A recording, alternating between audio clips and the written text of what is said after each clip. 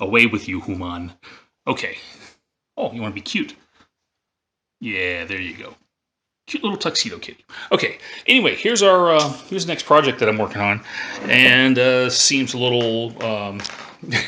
Right now, it just looks like a little plywood box, but actually, it's a little bit more than that. This is actually a dice tower, and well, anyway, let me give you a few of the construction details here.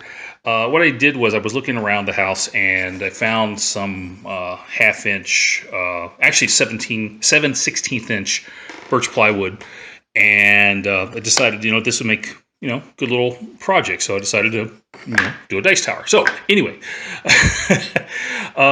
first thing I did is I cut 4 pieces, and the size of those pieces is about, let's see, let's measure it for you.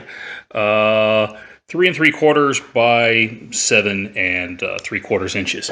That was the final milled size. They were slightly larger than that when I started. So anyway, I did that and ended up getting myself a box. Now, but then what I did for the sides was I actually cut a rabbet in them. So what'll happen is when the pieces are put together, there we go, when in focus, that's what it's going to look like. So it's going to be not quite that big across. So the final size is what I have here sketched out, and we're looking at something that's about, let me see, about 4 1/4 inches by, again, 7 3/4 inches tall.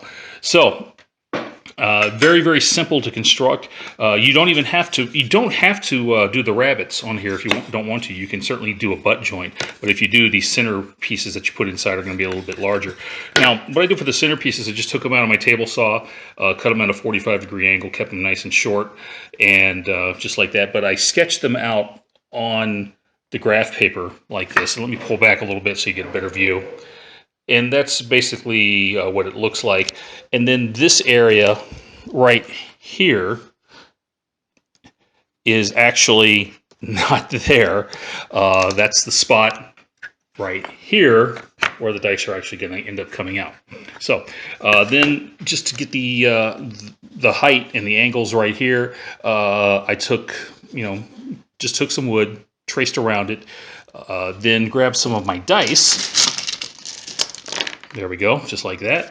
And then just made sure that on paper, because this is a life-size diagram, on paper that the dice had plenty of room to get through, just like that. So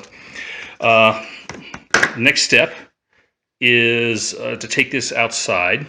And I've already done some preliminary sanding on it, on the inside pieces, sanding those down to 220.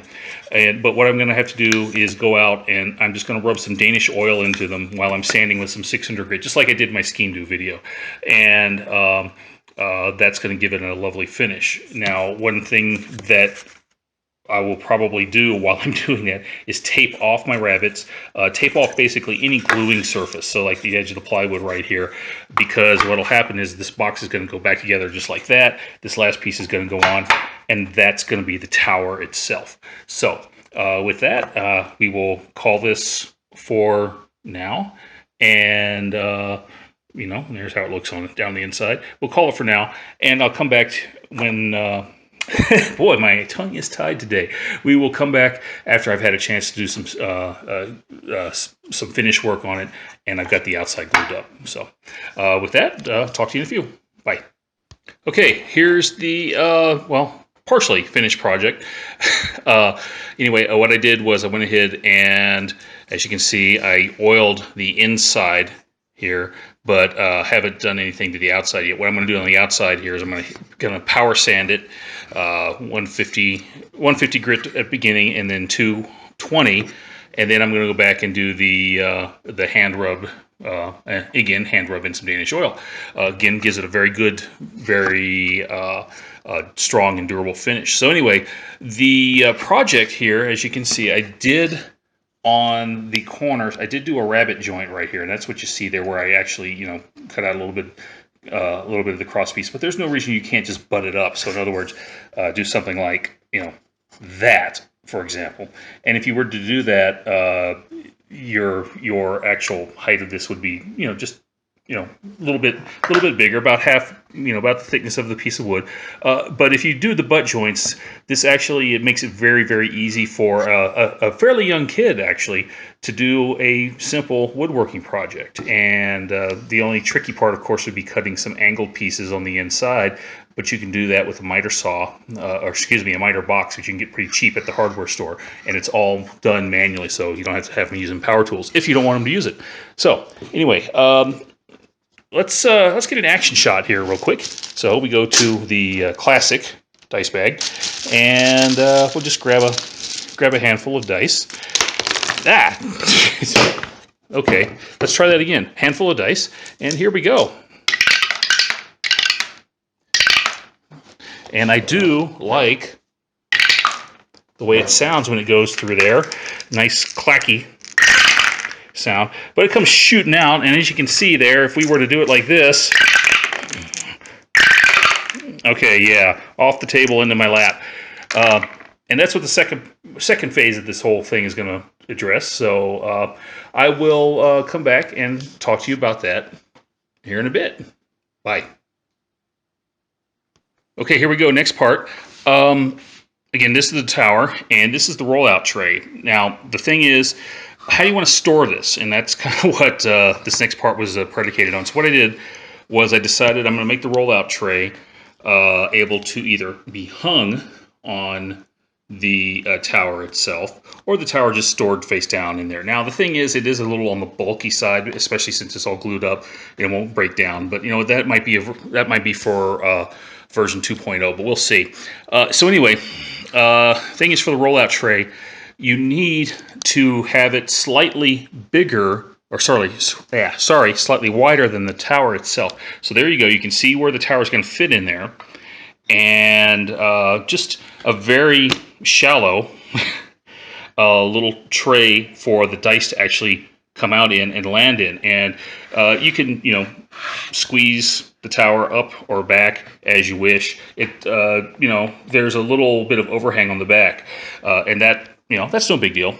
Nobody's really going to notice it. But one thing you could do, if you really wanted to, you could take another piece of plywood, put it on the bottom of the tower as a base, and then you'd have a good rollout. Although if you did that, you'd have to extend the length of these little rails right here. But as it is, if they're going like that, then everything's going to work absolutely perfectly. So anyway, as you can see here, I've actually got some rabbet joints cut in here. But again, there's nothing stopping you, for example, from just doing butt joints. And that's all I'm going to do for the for it there. I mean, this is not going to be subject to very heavy use, but I just kind of wanted the design here to kind of mimic the design up here.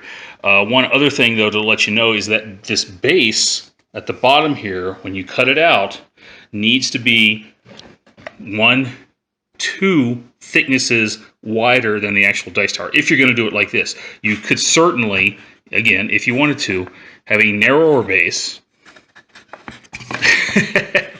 okay, that just had a very, very narrow feed. But I like it a little larger because I've got bigger hands.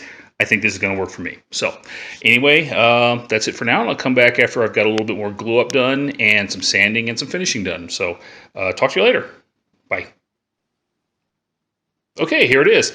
One finished dice tower made out of, again, stuff I had laying around the house. The wood I used is plywood, obviously, 1/2-inch birch plywood, just the standard. So if you can get this at Home Depot or some craft stores as well, and it's going to be very, very sturdy. I mean, nothing's going to break this apart. I only used glue on the joints and inside joints as well. But again, it's tough. It's going to stand up to a lot of abuse, and it's very solid. I think it looks good with the Danish oil finish that I rubbed in, even where the plywood edges show. There you go. You can see that pretty clearly. And on the inside, well, that's one of the reasons I use this is because the wood had actually gotten scratched up quite a bit on the one side, although the outside of it nice and smooth. But again, oil finish looks pretty good. And yeah, that's really, really, really bad. I was using it as a cutting board before I got this mat. So yeah. Anyway, and it fits together very well, just like that. Let's back up a little bit. Now the height on this, again, going back. Where did I put my ruler? I can't find my ruler. Okay, well let's do it the easy way. The height on this, and of course I've got the metric side up, but we're looking at 19 centimeters divided by 2.5. That's going to be roughly 7.5 inches high. So not too bad. And well, there you go. So that means the box there is about 8 inches long. And it works great. So let's break out the dice. You know, old school here. So, and looks good. We'll just, you know, drop a few random ones. There you go. There's your action shot. I like the sound that it makes. Hey, no problem. And if you got to roll extra dice, you can just slide that thing back a little bit. And then for storage, at the end of the night, you can either hang the top on there or do that. So, inside, details are going to be kind of like this. And again, like I said in the earlier video, just take your dice and make sure use that to kind of make sure you've got enough room for going through there. But of course, you can always just you know, hold it together with your hand, do a test drop. Now, if there's one thing I don't like about it, that would be it's kind of bulky. Yeah, I mean, we're talking a box that's 7.5 inches high and about 3 or 4 inches square. Let me check on that. See, 30 to 40. So again, 2.5. So yeah, roughly 4 inches. 4 inches on the side. So it is kind of big. It is kind of bulky. It's not the kind of thing that's just going to break down really easily, or you can't break it down, obviously, but it's not the kind of thing that's going to fit in your backpack. On the other hand, you know, if you got it sitting there on the table, that's going to take up a lot less space and be a lot less hassle than, you know, having your dice just, you know, going shooting across the board, taking care of your taking care of whatever game that you have set up. And is there an alternative way to do this? We have an escape attempt. Is there an alternative way to do this? Well, yeah, there is. And I think that will probably be for the next video. But I certainly could give it a shot using this, making this out of a 1/4-inch plywood. Or excuse me, well, either 1/4-inch plywood or 1/4-inch solid wood. This is a piece of maple. And I think this might actually be just about the right size, or just have enough square footage here that I could make one of these. Yeah, and you could certainly do it with 1/4-inch. Like I said, I had the plywood laying there, not doing anything. So let's see what happens. So anyway, with that, that might need to be the next project. If it is, you know, keep an eye out. We'll see. But if not, this is certainly something that's easy for you to do. Oh, and you know what? If you don't feel up to working with wood, you could certainly make one of these using the floor foam.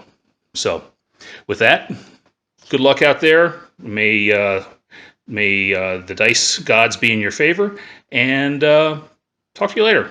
Bye.